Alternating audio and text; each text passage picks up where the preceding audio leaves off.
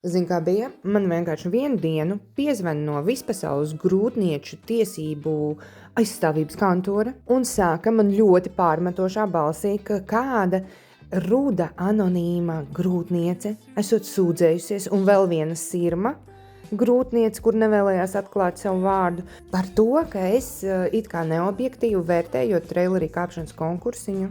Man, protams, ka nav ne mazākās nojausmas, kurējās tās bija, bet es vienalga jebkurā gadījumā izdomāju, ka mūsu grūtniecēm vajadzētu dot otru iespēju sev pierādīt, jo tomēr, hormoni trako.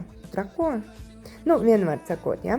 Un, kā redzams, abas divas meitenes visu izdarīja uz 10 no 10, tieši tā, kā man patīk.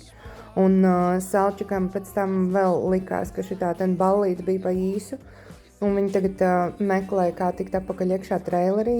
Tad tik smieklīgi bija, ka viņa meklēja, kur tās mazās durtiņas bija, jo viņa bija ievērojusi, ka tās durvis ir vaļā, un tad viņa gribēja pa turieni ieiet iekšā.